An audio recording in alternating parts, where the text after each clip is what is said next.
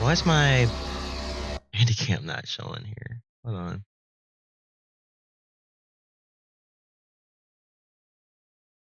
There we go. All right. Sorry about that. What's up, y'all? Welcome back to the MG Cup series here on NBCSN. We're at the Pocono Raceway, getting ready to kick things off for what hopefully isn't a chaotic race like we saw last week at New Hampshire. But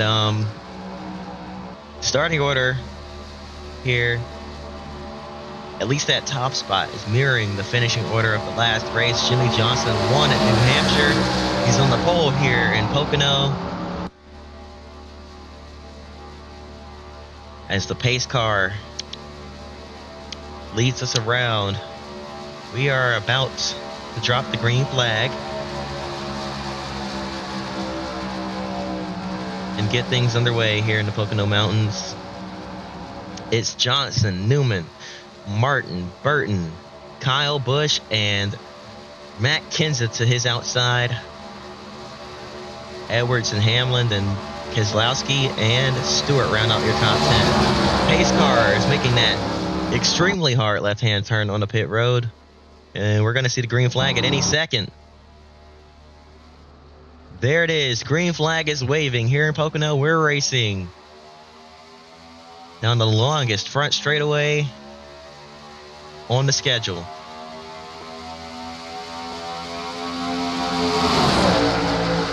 They're already going 170 as they head down into turn one for the first time. Lots of three wide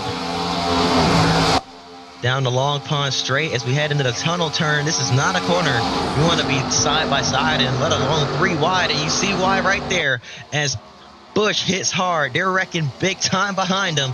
Busch gets hit again. It's the 43 of Sorensen is destroyed as well. It's Jimmie Johnson winning the race back to the caution flag. This has not been a good season at all for Kyle Busch. Still winless on the year. Let's see what happened. Oh, Edwards got in there way too deep. Heading into the tunnel turn, and looks like a similar incident broke out behind with Mike Bliss getting turned. He was on the top of three wide. Jeff Gordon hits Kyle Busch hard. Then Greg Biffle gets into him, and then, oh, look at Robbie Gordon came flying in there.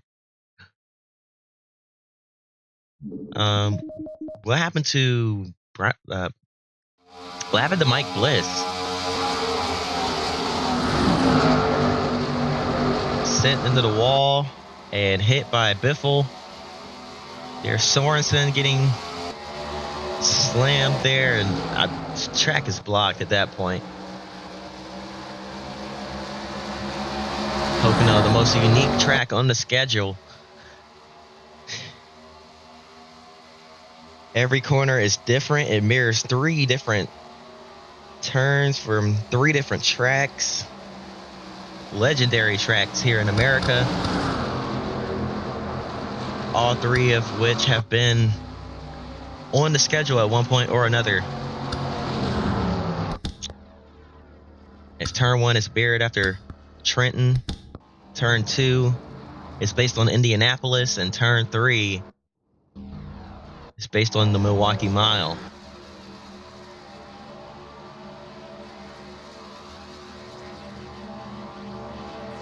This makes for a giant, unique, triangular shaped track. As you see on the wall, what turn four? There is no turn four here. Pace car is in.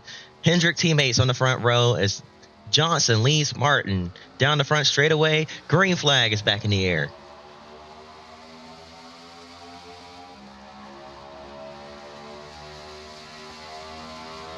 My computer does not like these graphic settings. I keep dropping frames on the front stretch. Look at Mark Martin powering by on the high side. Kenseth's going to follow him through. Jimmie Johnson's going to to slide up in front of Ryan Newman to block him for third. Newman now pulls to the inside, heading down into the tunnel turn.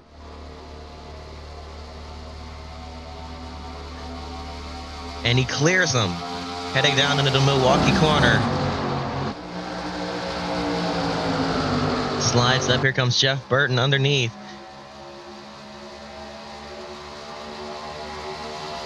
They're 3 wide down the front straightaway. Look at Johnson moving to the middle, trying to regain the ground that he lost that lap. All in one lap, goes from first to sixth.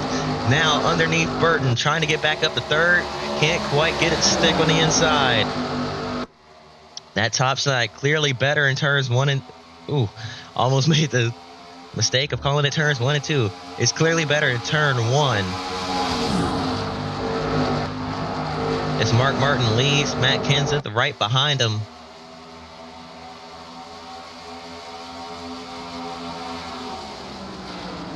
.31 of Burton. Close behind.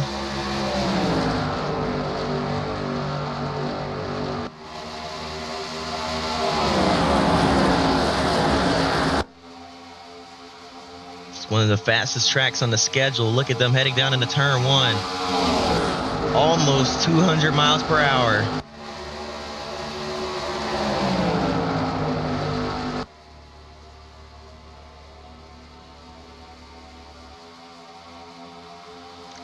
You can tell how the tire wear has become a factor. We're used to seeing them going 210 or better down in the turn 1 here, but as the tires wear out and lose grip, they're only going about 199. Only. It's kind of a crazy statement saying only 199, but we're just used to much higher speeds than that.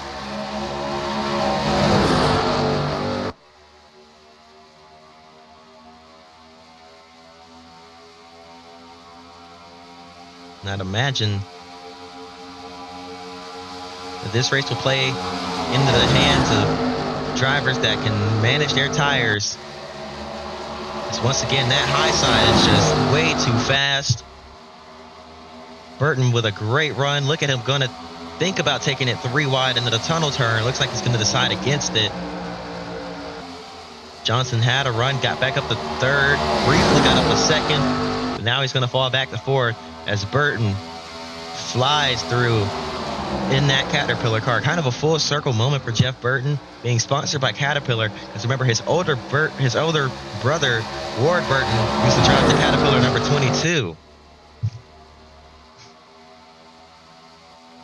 As the 14 moves to the inside now.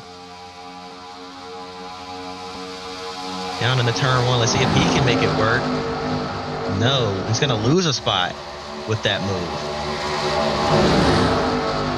Everybody's moving up to that middle lane, as that seems to be the way to go in turn 1.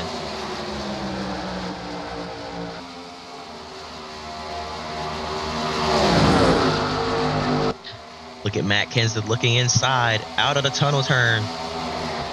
Can he take the lead here in turn 3? Or can Martin hang on? Side by side.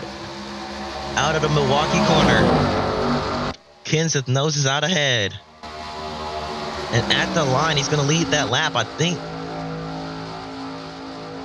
No, I did not see the caution flag waving. I saw something yellow up there on the flag stand. 3 wide in the turn 1. Look at Hamlin on the bottom. Kenseth and Martin close. Door to door, off turn, out of turn 1.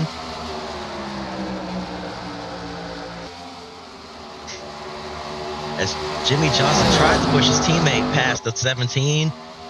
Martin had to back out in the tunnel turn. Here comes Johnson now to his inside. Hamlin trying to follow through. Johnson with the momentum. It just stalls out. You cannot go side by side through there and keep your momentum up in turn 3. And you see how that helped Kenseth. He's way in front of Johnson, who just now clears for second.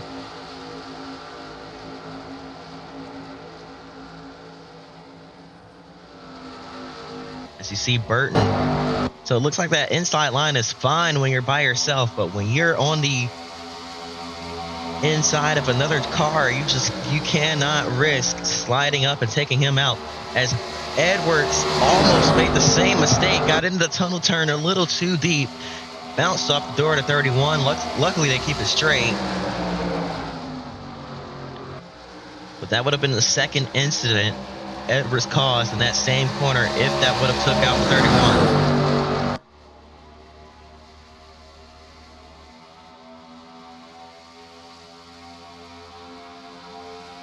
Johnson looking low. Can he run the 17 car up the racetrack?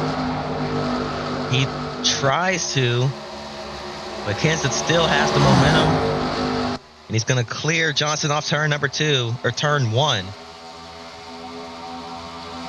Johnson trying to move up and block his teammate. Couldn't quite. Here comes Hamlin. Sending it in. Edwards into the back of the 31. This time he sends him around. And collects Tony Stewart and Brad Keselowski. And Stewart gets nailed by Clint Boyer and rolls violently. Oh, and more cars compiling in. Marcos Ambrose has killed the 47 machine.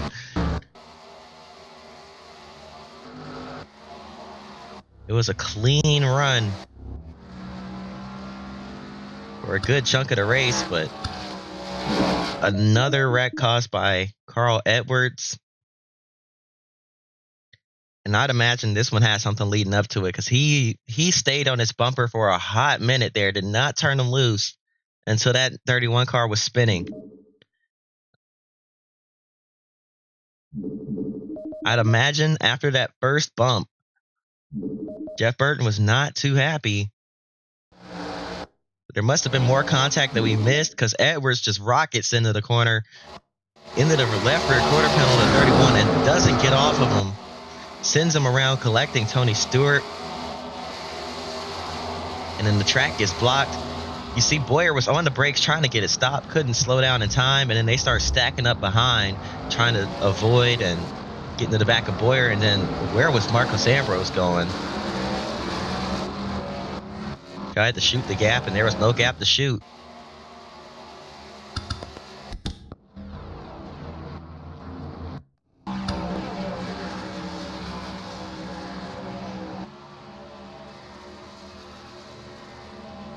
All right, getting ready for our third restart here.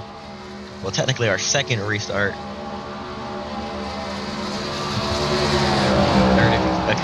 Third if you count the initial start. The field is bunched back up, and the green flag is waving.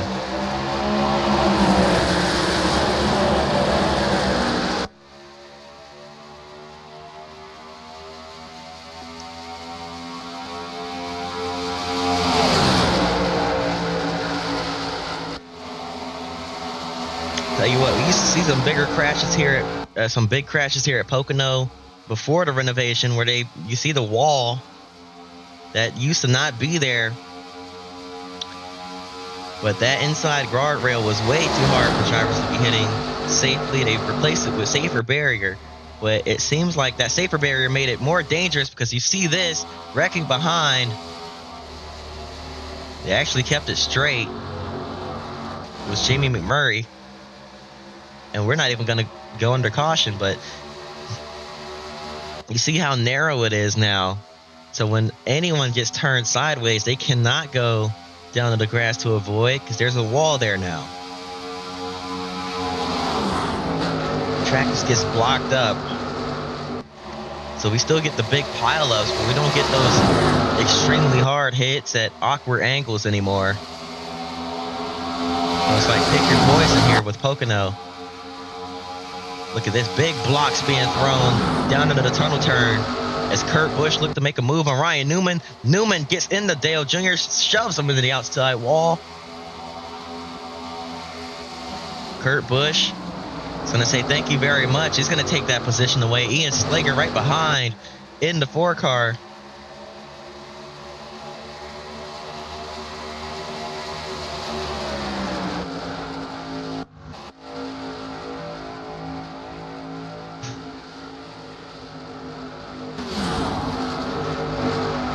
Johnson back out in front. Martin in second.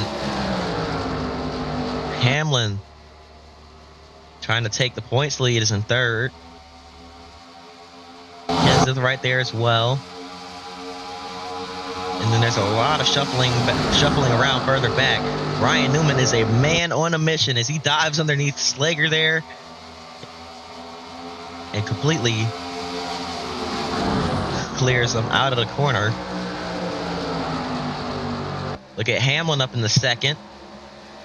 Kenseth trying to follow through. So that's going to be 2 spots lost for Mark Martin.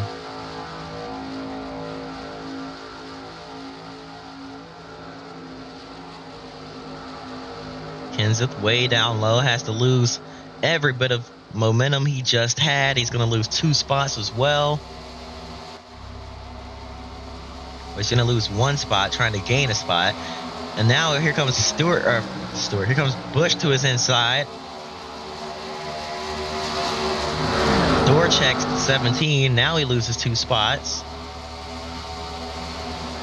As Kurt Busch. We haven't seen him much earlier today, but he's definitely got some speed as he flies through the field. Up in the 4th place now.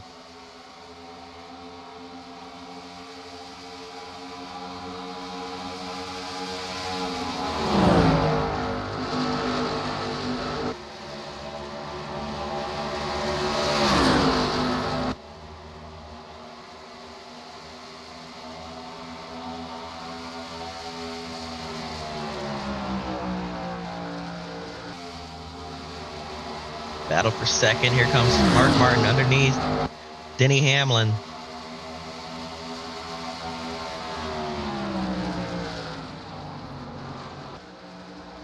Hamlin fighting back on the high side in turn 3. Clearing Martin. Wow, that's the first time we've seen that today. We've seen it in the past here at Pocono, but he used that high side to his advantage in turn 3. Found some grip up there. Looks like that high lane is starting to come in.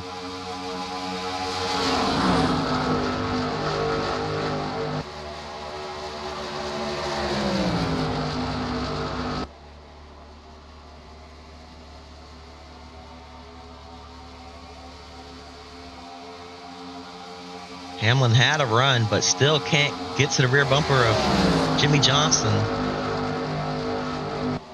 Looks like Johnson might have a good shot at going back-to-back because he's got the best car. But Hamlin, if we know anything about Hamlin, he's not going to give up. So he gets a great run through turn 3. Right in the draft of that 48. All the way down the front straightaway. Don't pull out. Don't pull out. He's going to pull out underneath the 48. Can he make it stick at least? No. Johnson powers by on the high side.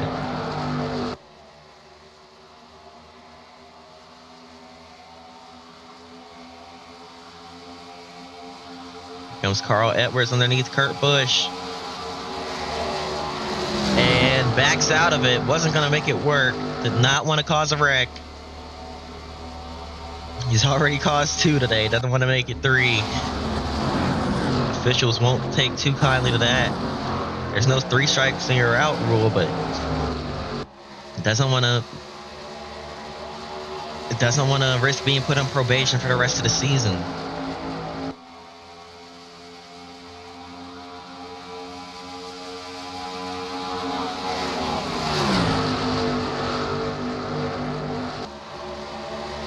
Martin fights off Kenseth. Clears him on the high side.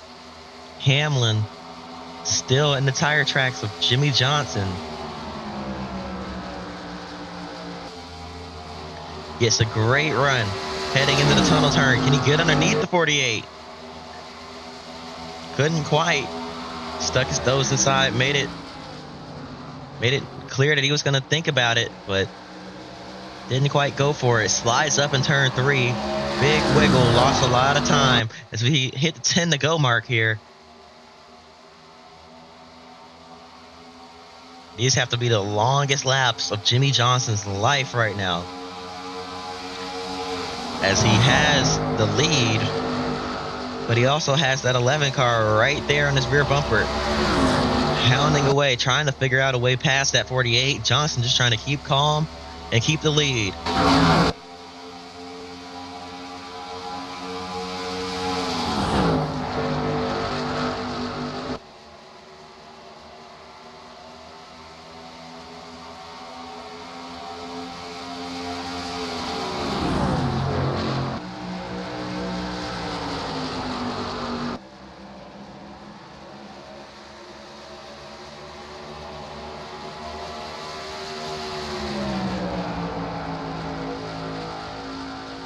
Martin looking inside of Hamlin.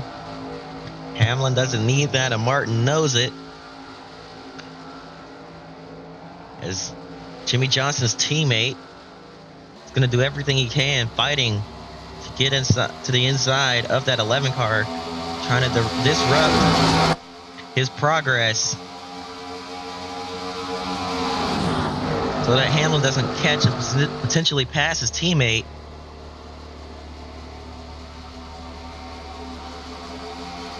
But now, because of that, because of him trying to help his teammate, Martin has lost a lot of ground. He's going to lose 2, maybe even 3 spots here. And Hamlin has caught the 48 yet again. That car is fast.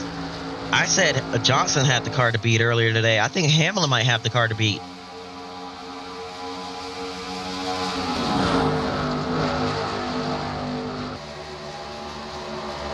Look at Hamlin looking underneath the 48.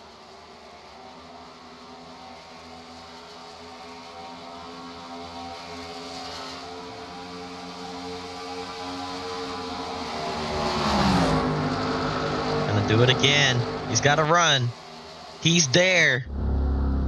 Oh, whoops. Side by side in the turn 3. Can Johnson hang on that high side like Hamlin did earlier in the race? Hamlin pulls up even. Look at Matt Kenseth. Hendrick versus Gibbs versus Roush. Chevy versus Toyota versus Ford. Your top 3 wide in the turn 1. Johnson on the high side still manages to power through. But now we're catching a lap car. It's the 43 of Reed Sorensen. 1 lap down. Can they navigate their way past him? Johnson got held up, picked the wrong lane. Now being used as a pick is the 43. Hamlin is your new leader. And look who sneaks up in the second. Kurt Busch in the 2 has found his way into second place.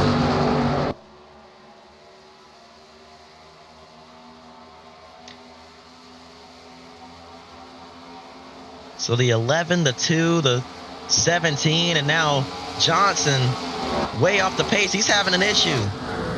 Johnson slowing. I think Johnson might be done for today.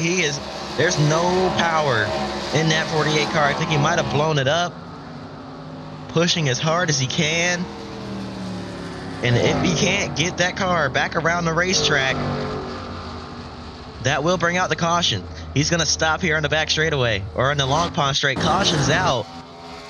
This changes everything as Hamlin now leads us to the caution flag. The FedEx Express machine out in front, leading the Miller Lite Dodge and the DeWalt Ford to the caution flag. And we're going to have a restart with less than 5 laps to go. We're at the 5 to go mark now.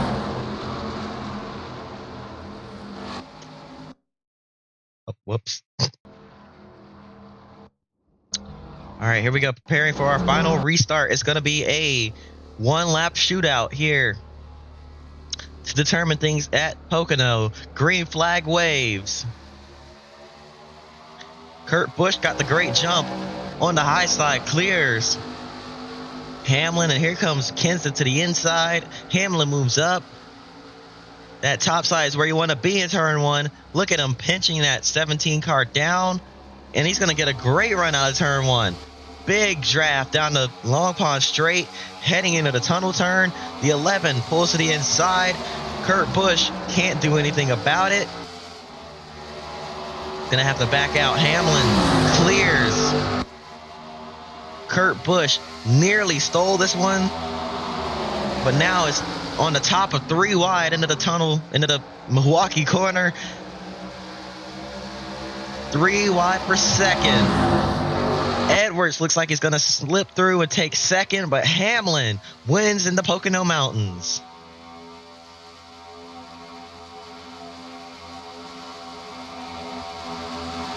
Hamlin was not giving that one up. He stayed on Jimmy Johnson's rear bumper until that 48 car blew up. And now Hamlin, sitting in a great position in the points, leads the points with 3 races left before we call the season. Well, now 2 races before we call this season early at Watkins Glen. He just needs to hang on to the points lead. That will do it. I hope y'all enjoyed. If you did, hit the like button and subscribe. And I hope to see y'all next time. Till then, peace.